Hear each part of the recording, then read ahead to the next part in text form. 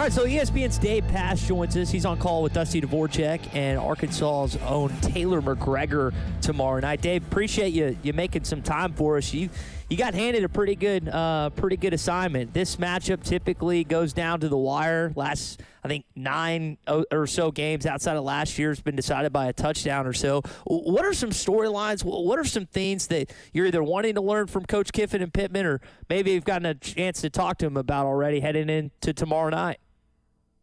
Oh, yep. Not met with the coaches yet from either staff. That's today. But I think for me, I'm curious about Taylen Green. That's really number one on the Arkansas side, is can he take the next step? And what I mean by that is, have some consistency from game to game and consistency within game. You look at the interceptions from last week, in context of all the great highlights that he had, there's still some mistakes that he needs to clean up if he is going to be an elite quarterback, and I think he certainly can be. I'm pretty certain that Bobby Petrino feels that way, and Stan Pittman feels that way as well. So that, winning a game on the road at Ole Miss would go a long way to kind of establishing Taylen Green as, a great SEC quarterback. And if Arkansas is going to have a season that they look back on as one of their better seasons in the last 10 years, it's really going to come down to him, the offensive line, if they can protect him. And I think they have a better chance of doing that this year than they did against Ole Miss's D-line last year. They lost a lot on that defensive line, including Walter Nolan, who's a first-round pick of the Cardinals. He's hurt right now, hasn't played yet in the NFL, but he's going to be really good. I watched him some in minicamp in Arizona. So that to me is storyline number one as far as Arkansas is concerned.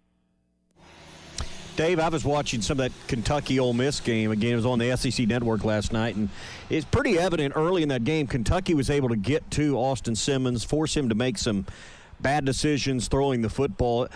Question is, can Arkansas do the same thing? And it didn't sustain for Kentucky, and Simmons cleaned it up, as the game unfolded. But that, to me, looks like an early sign we ought to all be watching for in this game, is how much pressure can each team get on the opposing quarterback. I would agree with that, and I think the same things that Taylen Green needs to clean up, Austin Simmons does. The difference is Taylen Green's been playing football at this level for a lot longer. Austin Simmons is 19 years old. This is his first year as a full-time player in college football. You do expect some of the mistakes that we saw last week, and can he clean those up? Can they get pressure on him? Kind of like the D-line, I don't know that Ole Miss's offensive line is as good as last year's O-line. I think overall that's a question for Ole Miss is, if they beat Kentucky last year, they're probably in the college football playoff. They didn't. They lost at home early in the season, a game that they probably should have won. But think how much they've lost from that team. They're currently ranked 17th. I don't pay a ton of attention usually to the line, but the fact that it's moved as much as it has tells you there's a lot of people that are not sure that Ole Miss is as good as the team they saw last year and feel that Arkansas is good enough to beat them. And I think some of that has to do with the line play, the defensive line and the offensive line. Yeah, I don't know how much to value numbers and stats at this point, Dave. I mean, we're 2 games in, and not everyone's schedule is anywhere close to equal, but these teams are identical in rushing the football at 257 yards a game each. The glowing difference is in rushing defense. Ole Miss is dead last in the SEC right now, 180 yards a game. Arkansas is much better at stopping the ball. If that trend holds up, that's a huge edge for the underdog and the Razorbacks to go win, and I think that's ultimately who wins the game. I mean, that's no revelation that if you can run the ball better than the other, you're probably going to win. But that's the stark difference on paper for me. What sticks out to you in the numbers? Well, it's really hard to evaluate Arkansas just based on the level of competition, even the run defense. They're just bigger and better than the offensive line, that they played weeks 1 and 2. This is different. Even if Ole Miss's offensive line isn't as good as last year, there's still an SEC offensive line. I think it's going to be harder for Arkansas to stop the run. Ole Miss will throw a lot of different things at you. Kejuan Lacey's had a ton of success. They'll run multiple wildcat packages. They bring in Chambliss, who we saw last week can run the football. So they've got different ways to run the ball, and Again, they're just much more physical than the two teams that Arkansas has played already. I am curious with Arkansas's offensive line, not only in protection, but can they run the ball? Mike Washington's off to a really good start. 11 yards a carry, very limited work, but the guy, if you look at what he did at Buffalo and New Mexico State, he was really productive. And Arkansas has different guys they can bring in. Braylon Russell. Mike Washington's a big guy, but then you go Braylon Russell, you're adding about 10, 15 pounds to your third down back or short yardage back. So that is something I think it's going to be a high-scoring game. I'm not sure if it's because of the run. It may be. Taylen Green's a weapon in the run game. Ole Miss has to account for him. He's gained weight. I mean, he's probably up 17 pounds from when he got to Arkansas. He told us when we spoke to him last year that he was 218 when he got there, and I think he's up to like 236 now. So, and he's got speed. That speed has not changed, as we saw in that breakaway run last week. So I think it's more about how these teams run the ball, how creatively they run the ball. I don't think it's going to be as simple as what we saw the first 2 weeks for Arkansas, where you just kind of hand it off or Taylen Green just takes off and, there's immediate daylight because they're just bigger and better than the guys they're up against. Dave Pasch is with us. He's on call on ESPN tomorrow night for the matchup between Arkansas and Ole Miss. Dave, I know you've called SEC games. You're the play-by-play voice of the Cardinals, and I want to talk about Yell to Froholt coming up in just a bit. But the SEC has not won the last two national championships. Ohio State and Michigan have. I wonder, from your vantage point, it was a conversation in the offseason, as you kind of look at the full college football world right now, has the SEC taken a step back, or do you just feel like other programs and other conferences, particularly the Big Ten, have kind of taken a step forward? Really good question. I think it comes down to your quarterback. It comes down to quarterback play. Ohio State had great quarterback play throughout the postseason last year. Alabama lost the game to Vanderbilt during the season. Georgia's quarterback play last year, Carson Beck, when healthy, was not as good. So, when these teams were winning championships, they had great quarterback play. I mean, the SEC is always going to have offense and defensive linemen. The Big Ten is always going to have that. Their line play is going to be better than the Big 12, better than the ACC for the most part.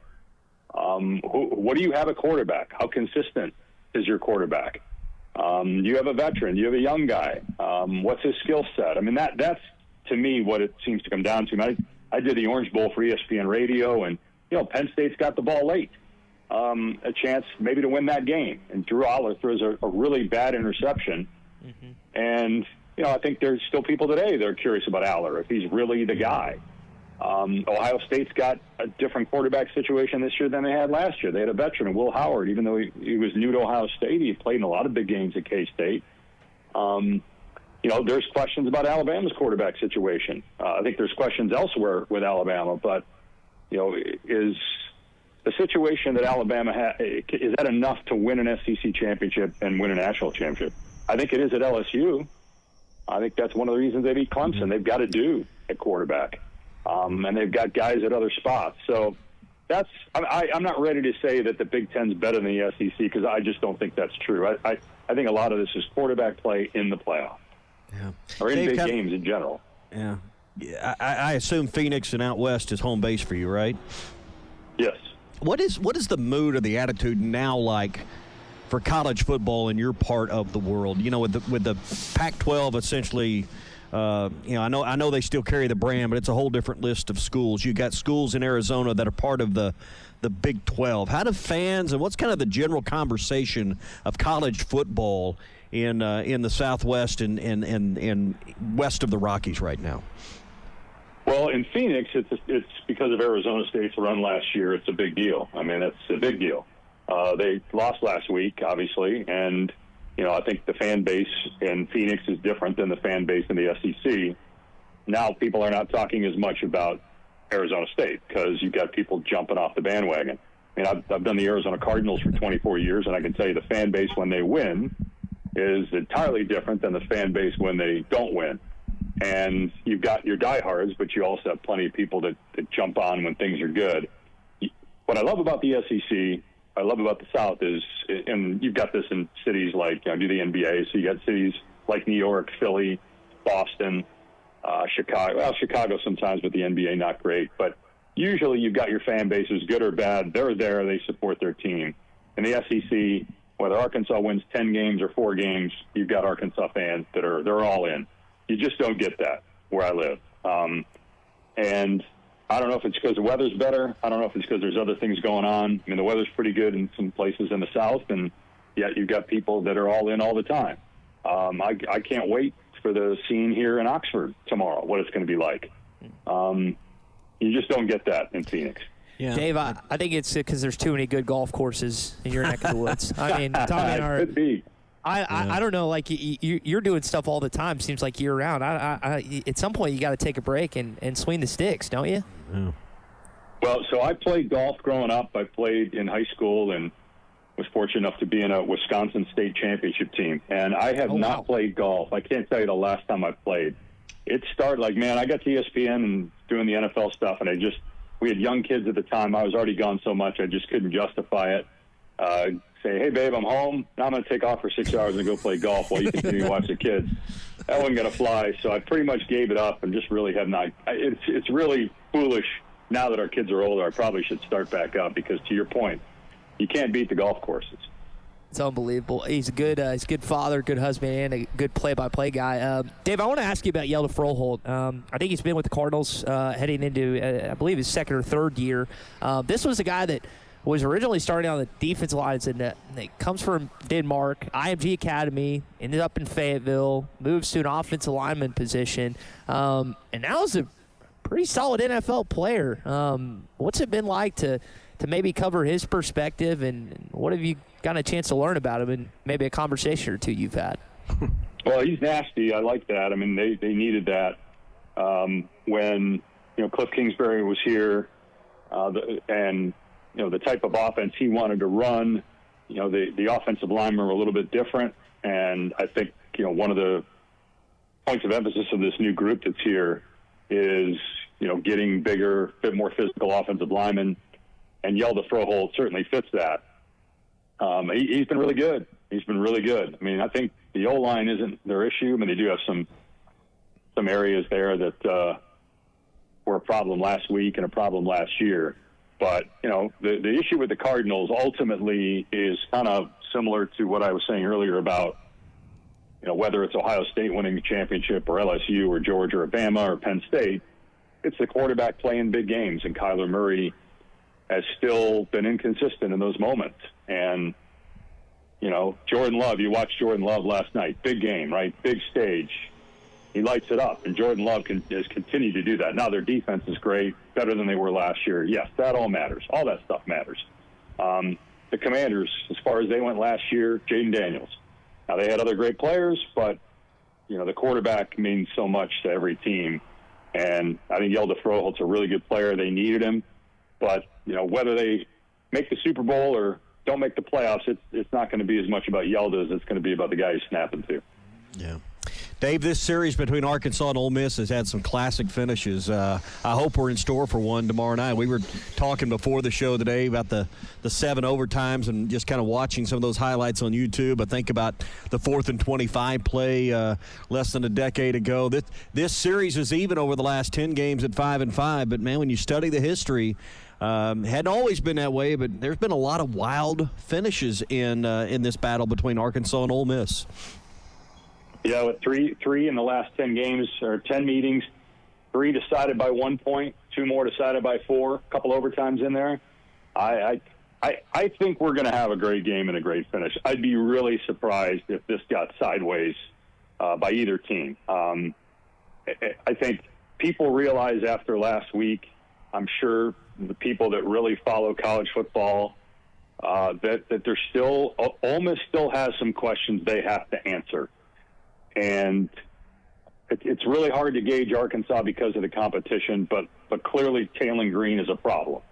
And I think people have known that for a while. It's just, is he ready for that next step? This could be a breakout game, a breakout moment for him to really get on the national stage. So I'm really anxious to see how this all plays out tomorrow night in what should be a great environment. Dave, we're looking forward to it as well. I know you're busy. I know you got coaches' interviews and conversations you have, as well as some other ESPN stuff you got to do. So we appreciate you making some time for us leading up to this game tomorrow night. Hey, it's my pleasure, fellas. You guys enjoy the game. We'll talk later.